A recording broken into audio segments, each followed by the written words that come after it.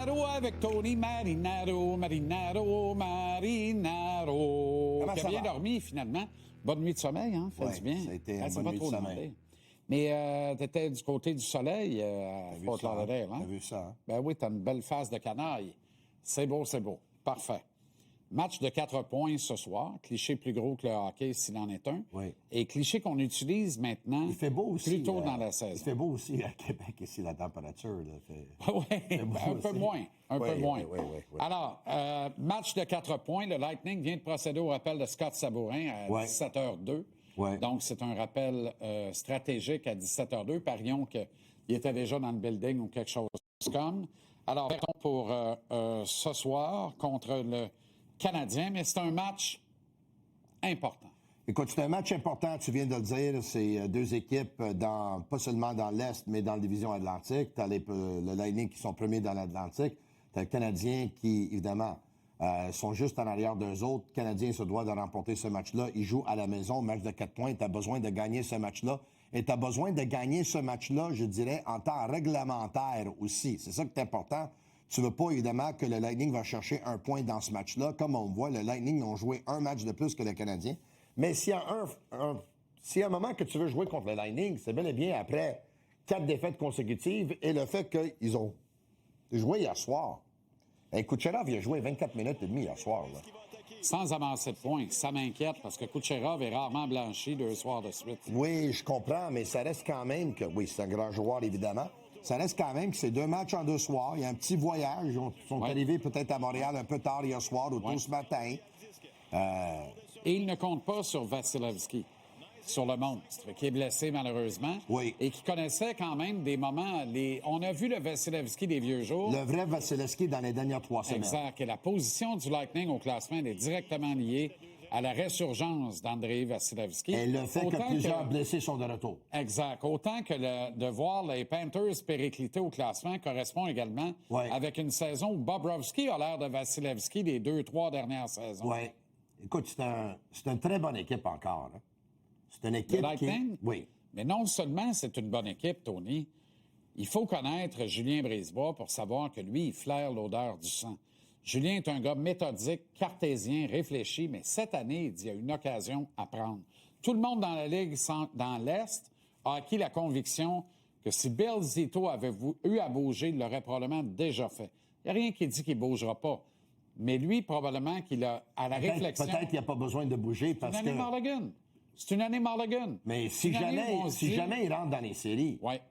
Je voudrais pas jouer avec eux autres si Sacha Barkov fait un retour au jeu. Exactement, mais il y a peu de chances que Barkov joue en série. Et si oui, dans quel état? Il y a peu de chances. Moi, je pense qu'eux, ils regardent ça et ils disent, regarde, l'an prochain, on veut tout le monde en santé day one et on le refait l'an prochain. C'est une année Mulligan. C'est un Mulligan. Ouais. On ressort la balle du bois puis on continue à partir de là pour la saison 26-27. Ce que ça fait, tout le monde autour. C'est pas pour rien qu'on apprend que les Devils... Pas convaincu cette année Mulligan parce que est-ce que Bobrovski va être là l'année prochaine pour les Panthères? Pourquoi pas?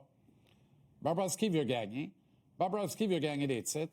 Et s'il n'y est pas, c'est une manufacture de goalers, Calvar. Commence à faire de l'âge. C'est une manufacture de goalers. Ils vont en trouver un autre. Manufacture. Ils ont échangé un bon, par exemple. Ils en ont échangé quelques-uns très bons. On revient au Lightning.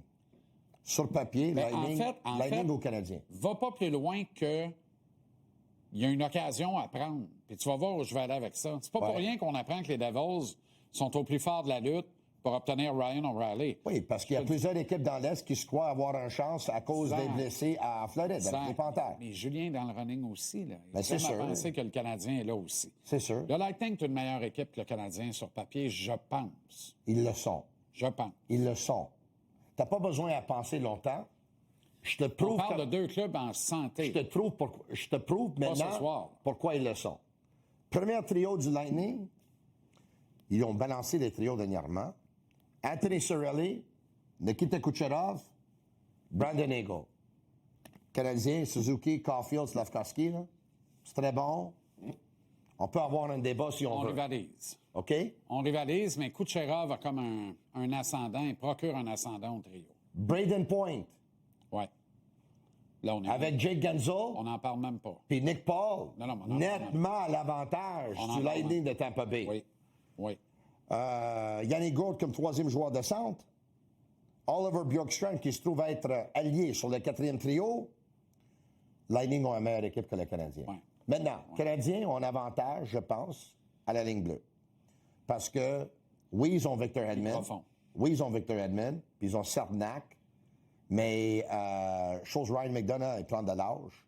J.J. Moser, Canadien avec Lane Hudson, Mike Matheson, Kaden Gooley, Noah Dobson, sont meilleurs à la défense. Exact. Gardien de but, nettement l'avantage de Vasilevski.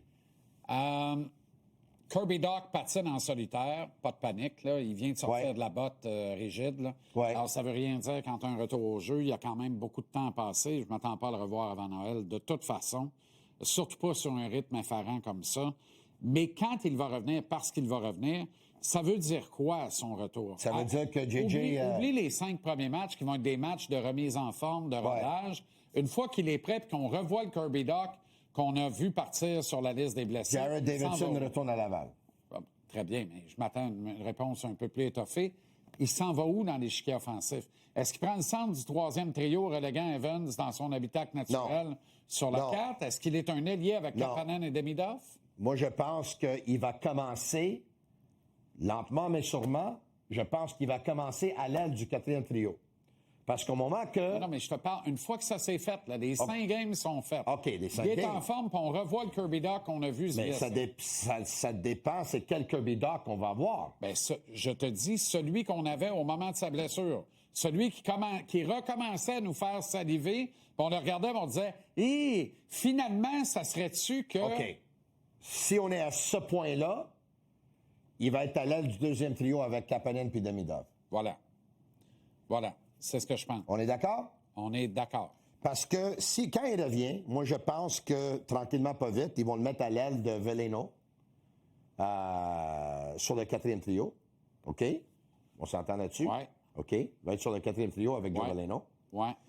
Et parce que Joe Veleno, il joue très bien au centre. Je te dis pas qu'il n'est pas remplaçable, Joe Veleno, mais des statistiques qui montrent que de son côté fort, son côté gauche, il gagne beaucoup de mises en jeu importantes. Il est en train de se faire un niche sur le désavantage numérique. Il ne peut pas se faire une niche là sur le quatrième trio au centre parce qu'il faut que Jake Evans retourne là. Tu sais, tu fais vœu d'un échec si Jake Evans est au centre de ton troisième trio. Ça ne peut pas être ça. C'était pas ça l'année passée. Il ne faut pas que ça soit ça cette année. Mais Josh Anderson, c'est-tu ton troisième trio ou quatrième trio? Ben oui, avec Evans. Actuellement, c'est ça. C'est certainement pas Veleno avec Davidson puis Bolduc. OK, mais si Jake Evans est là avec Gallagher puis Josh Anderson, OK, tu peux le nommer le troisième ou le quatrième si tu veux, là, mais le trio va rester intact pour moi. Parfait, mais il faut que ça soit, faut que tu aies le luxe d'avoir ça sur un quatrième trio. Là, la chose c'est que est-ce que Bolduc va rester sur le quatrième trio? Mais non, mais c'est ça. Le retour de Dach te donne des options. Moi, je suis pas certain que Dach est automatiquement un allié. Et s'il l'est, je veux peut-être le voir à droite de Suzuki Caulfield avec Slav qui retourne avec Kapanen et Demidov pour un bon équilibre dans le top 6 à ce moment-là. Je te dis pas que c'est quelque chose qu'on va pas voir, mais je m'attends pas à ça. Et depuis que Slavkovski a monté pour jouer sur le premier trio, Slavkovski a pris du galon, là. C'est un bien meilleur Slavkovski qu'en début de saison. Il s'est fait d'autres choses. Là, il l'a pris quand il est descendu sur ça, c'est sûr. Trio. Mais il l'a amené avec lui. Il a amené cette game-là sur le premier trio. Oui, il l'a amené avec lui. C'est parfait, ça change la dynamique du trio. Ouais. Je reviens par contre à un détail important. Si Nick Suzuki et Cole Caulfield ne sont pas capables de trouver de la production à 5 contre 5 de façon régulière, peu importe qui les complète, on a un problème puis on n'a pas de problème. Mais écoute... Ces deux gars-là sont capables de charrier un trio.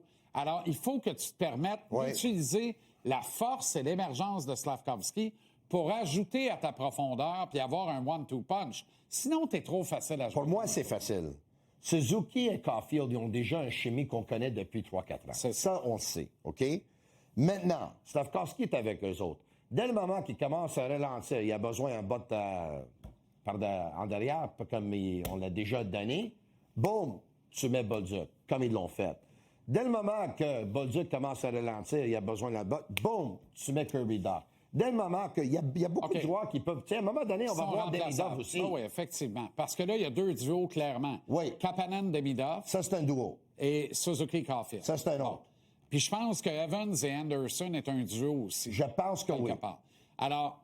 C'est un duo qui doit commencer à produire aussi. Pourquoi t'aimes pas Dach avec Suzuki Caulfield? Moi, j'aime Dach avec Suzuki Caulfield. OK, parfait. Mais il va falloir Parfait. que beaucoup de choses se passent d'ici d'avant. Parce que Doc, Suzuki, là, là. Caulfield, Slav, le seul problème qu'on a après ça, si on veut vraiment garder intact le 4e trio et non le 3e, ça veut dire d'amener Veleno avec Ouais. Texier et Bolduc OK. sur un 3e trio. Le jeu de défensif C'est pas de un Doc. trio de n'importe quoi, ça. Le jeu défensif de Doc, es-tu bon? Est très ordinaire. J'ai envie de te dire, ça dépend des soirs, mais il s'améliorait, il était de mieux en mieux. OK. C'est ordinaire, c'est moyen? C'est plutôt moyen.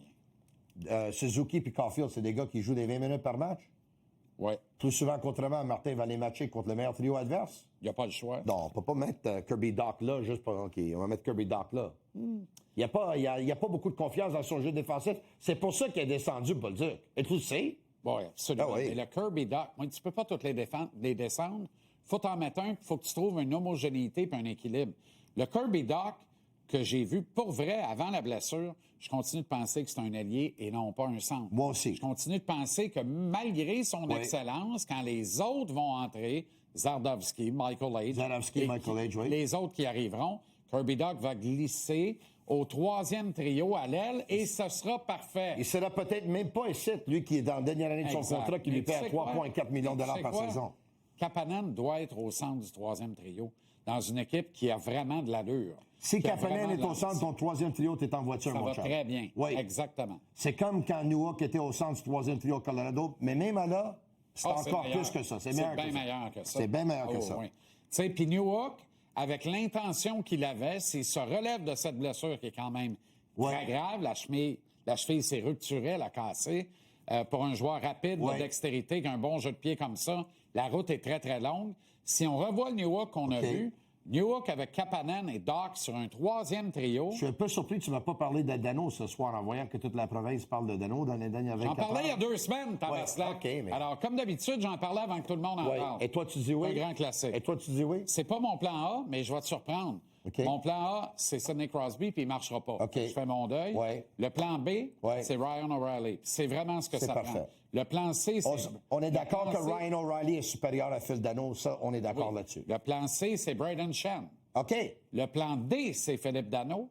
Et le plan E, c'est Nazem Kadri. OK. Je vais t'expliquer pourquoi. Nazem Kadri gagne 7 millions par année pour encore 3 ans. Ouais. Il y a une valeur davantage offensive pour un gars qui est appelé dès l'an prochain à glisser Ouais. sur un 3e trio, ce qui est parfait pour Dano, ce qui est encore plus parfait pour Shan et encore plus parfait pour Ryan O'Reilly. prendrais qui gagne Kadri moins dans mon cher et équipe. pour moins longtemps. Je prendrais Kadri dans l'équipe actuelle des Canadiens. Mais peut-être... Plus que Dano, il y a beaucoup plus de punch mais attends, offensif. Dano, mais- il a 0 but là, Je en comprends, 29 mais matchs. Je Là. comprends, mais dès l'an prochain. Oui. Et je trouve que Kadri allume beaucoup trop de feu pour la capacité du Canadien de les éteindre. Alors, un gars comme ça, il Oui. faut que tu aies des gars qui assurent ses arrières, qui soient capables de dire Hey, Oui. laisse-les brasser de la soupe, moi, je vais m'occuper de Peux-tu ça. m'expliquer quelque chose? On n'en a pas assez. Peux-tu m'expliquer quelque chose? Puis c'est Quand pas dans Jonathan le Marchessault négociait avec le Canadien, puis finalement, il a décidé d'y aller à Nashville, contrat de 5 ans. Le Canadien avait décidé avait offert un contrat de 3 ans. Oui. Et quand Phil Dano a décidé de quitter pour signer avec Los Angeles, parce que Los Angeles lui ont donné un contrat de 6 ans, Oui. puis Marc Bergevin en a offert juste 5, Oui. pourquoi ces deux joueurs-là, quand ça va moins bien avec les équipes respectives, il y a une campagne électorale pour les ramener ici à Pas de Montréal? campagne électorale. Philippe Dano reviendrait à Montréal Oui. en kayak à 2 avec Céline. Ben, je le comprends. Demain matin. Et Mais t'es prêt à donner quoi pour lui? Philippe Dano n'aurait jamais quitté Montréal. Ça, La je suis vraie d'accord avec vérité, toi. c'est ça. Mais- C'est un trip d'ego et d'orgueil qui a fait que Philippe Dano est parti, comme André Markov, Pas de trip d'orgueil, un comme instant. Alexander Radulov. C'est de l'ego puis de l'orgueil à Tu le vois à sa 5e saison. Est-ce que tu aurais offert 6 ans, toi? Tu le vois, il y a 0 but. Hey, on a le même nombre de buts que lui, là. Arrête, là. Attends une minute. Là. Attends une minute. Attends une minute, c'est le temps On de est fait. combien au cercle des mises en jeu? Il comme pourrait centre aider, gaucher, là. on est OK, combien? si tu veux payer Il est encore à 5,5 millions pour un autre an et demi pour 56 paye. Ben, Slack, 5,5 millions, c'est donné dans le hockey d'aujourd'hui. Pour un gars qui te gagne des mises en jeu, Finalement, on va Hey, trouver quelqu'un est-ce qui qu'on- gagne plus que toi. est-ce qu'on s'ennuie pas de Ouais. Christian Dvorak? Est-ce qu'on s'ennuie pas de Yoel Armia qui le cru? Pourtant, c'est toi qui l'as critiqué l'an passé. Mais va te faire la caméra. Va prendre un match, toi. Et quel Va avancer, fait le menteur. Jean-Charles. Cet homme est un Va bandit. avancer. En Et